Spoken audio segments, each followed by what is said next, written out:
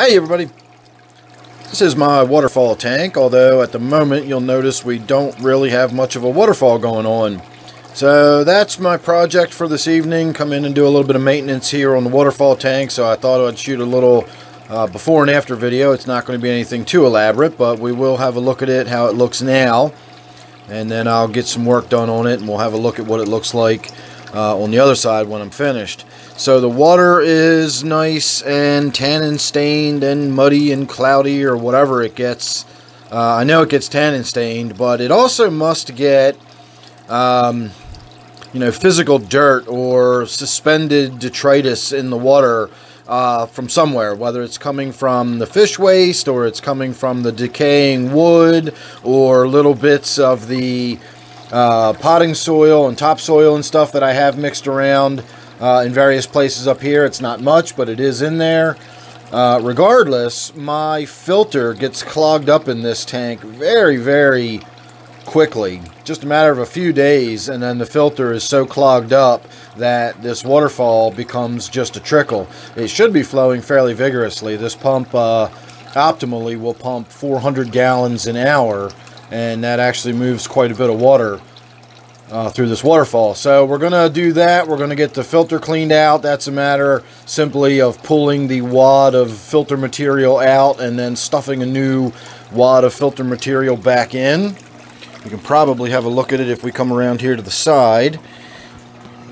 You can see that my filter is basically just the pump, and then I took a hydrogen peroxide bottle and cut the bottom of the bottle off. And then at the tapered end, I cut the tapered end to fit right over the end of the pump there, leaving the other end open to basically just create a little chamber. And then I stuff that full of filter material. Now that's not the batting that I normally use. That is the polyfill. It's just basically like the you could think of it as sort of cottony material, except it is the polyester. It's the polyfill.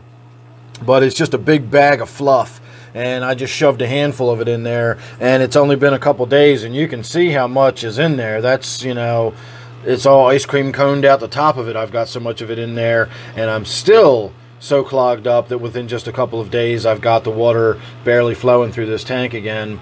I'll also say that I've found out now that my gourami here is getting a little bit larger that I've got a female. She's a really pretty one, but I thought I was getting a male when I bought her. Based on her fins, it's kind of hard to tell when they're really small, but she did have some fairly elaborate fins, and so I was hoping it was a male, but alas, it turns out that it is female. So getting back to the task at hand, we're going to go ahead and pull that out, stuff some new polyfill in there, and then that'll get the water flowing nice and vigorously again. And I'll probably do a couple little oddball things while I'm in here.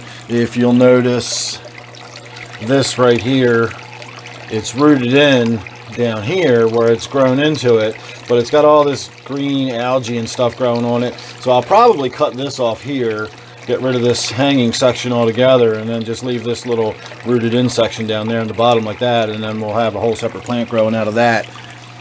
Otherwise, just as a little update, I noticed this evening that I'm getting kind of some dieback, or some,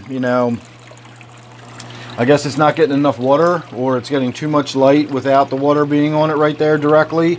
I've also got a little bits of moss sort of stuffed into these pockets back here, which of course don't get water. If any water got on this, it would just run right down the side and drip on the floor. So I have a bucket down there just in case. I've got to water my little peripheral plants around here. This is in fact a lemon tree.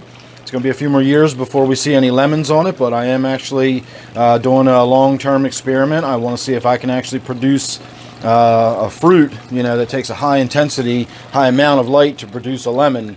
And I want to see if I can do that by using indoor lighting with LEDs, using these Cree X lamps. I think that'll be an interesting experiment to see if I can get some lemons by using an LED. So that's about all I can think of as far as what we're going to do in the tank. I don't really want to stand here and give too much of an update on what's actually going on the tank. This is the before part. So there's your before. And here's the after. So not a lot of difference really. The water's a little bit clearer.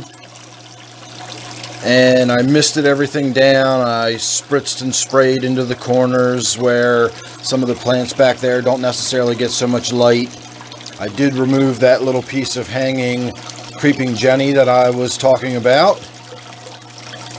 And that's really about all I did. We'll have a little bit of a look around now that the water change is finished. My philodendron up here, I'm not exactly sure what species this is or what cultivar it is, but it's growing like crazy, but it's all growing up and out of the top. I'm not getting a lot of growth on the trailing parts, and I think that's just because it's getting so much light.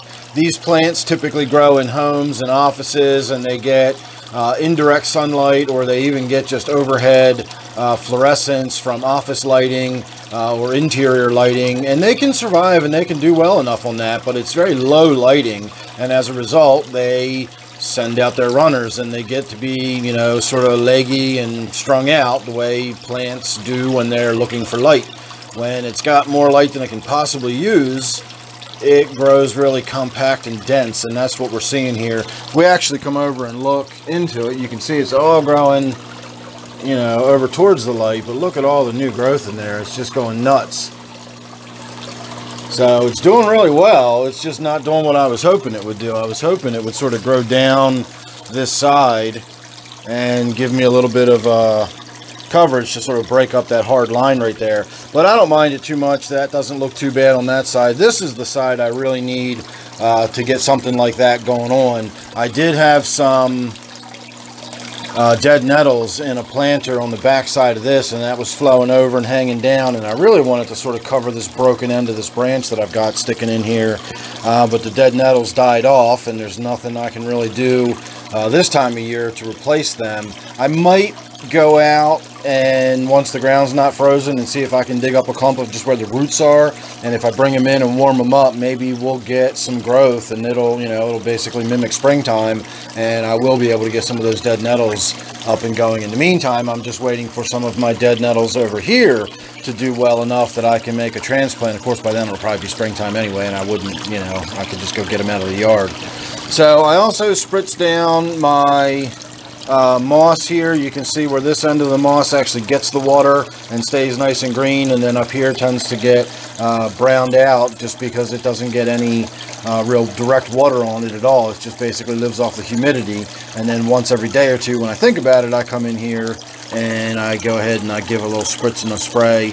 I'm probably going to have to get in here soon and cut the grass. If you'll notice, I've got tufts of grass sticking out here. It was all just sort of in the moss, or I'm sorry, I keep calling it, yeah, moss. I'm getting mosses and ferns confused again.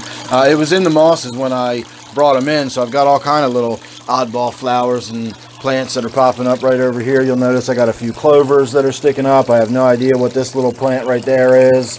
And then if you'll notice in here, I've got several different species of grasses that are coming up. I've got this stuff, I've got this little grass right here. Over here we got all kind of stuff going on. I'm really excited about this side. In addition to all the stuff you can see more obviously, I've got this darker green stuff down here is stone crop. So I've got various bits of stone crop coming up, and I've got a lot of flowering bulbs that are coming up in here. The creeping Jenny will also flower. The creeping Jenny, of course, being all this stuff here. This is this sort of pinkish red stuff is bugleweed or a juta, and that will get a nice flower on it. And then I don't know what this is. I don't even honestly know if that's going to get a flower on it or not. That's something I see out in the woods a lot, and I found it out on the front hill. So that's looking really good. But the growth I'm getting is just amazing. Again, I can, you know, we can go on and on about this LED. I've got lighting this, and in fact I probably will. Not in this video, but again, I do want to talk more about that LED and what's going on with it. So getting into the actual tank, I did more of a water change than I really had planned on. I started draining the water, and then when I went ahead to pull the filter material out, it just sort of broke apart. As I said, it was that filter floss rather than the filter batting, and when it broke apart, it just dumped all the gunk back in the tank, and it was just filthy. I mean, the tank literally looked like a mud puddle, a filthy mud puddle.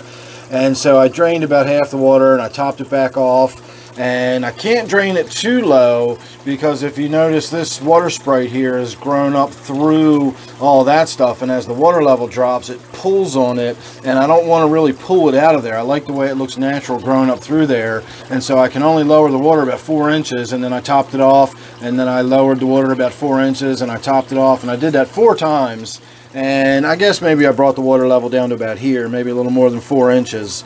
But after doing that 4 times and topping it back off, we've got the tank to this level of cleanliness. And I'm now looking around and I'm noticing all these little white wiggly things. So those are definitely little detritus worms wiggling around in the tank. So we've got them going on. I knew I was going to have them sooner or later. I have seen both the flagfish. I haven't seen them while we've been sitting here chatting, but I did see them while I was doing the water change. So I know both the flagfish are in there. And I've also seen some of my sculpins swimming around in there while we were doing the water change, and of course now I don't see them. Oh yes, I do. Look right there, right in front of us. There's one of them sitting right there. They are so hard to see. They're so well camouflaged. It's amazing.